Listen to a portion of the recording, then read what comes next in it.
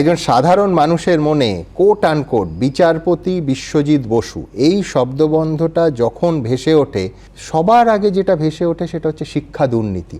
মানে ওই শম্ভু মিত্রের নাটকের ভাষায়, যে দুর্নীতির তল নাই কত বাঁও জল দেখো। তো আপনি বিচারপতি হিসেবে, স্বয়ং বিচারপতি হিসেবে এই শিক্ষা দুর্নীতির মামলার কোনো তল খুঁজে পেয়েছিলেন? দেখুন,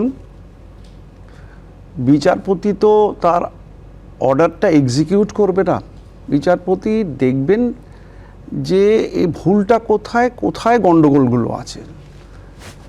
আমি এবং এই বিষয়গুলো নিয়ে যারা ডিল করেছিলেন এই শিক্ষা দুর্নীতি, তারা প্রত্যেকেই কিন্তু তল যদি বোঝায় যে কোথায় গণ্ডগোলটা সেটা ডিটেক্ট করতে পেরেছিলেন। কিন্তু এই তলে পৌঁছানোর কাজটা ঠিক মানে যেটাকে আন্ডু করা, এটার কাজ যাদের উপরে ছিল তারা ব্যর্থ, বা আমি বলবো ইন্টেনশনালি ব্যর্থ।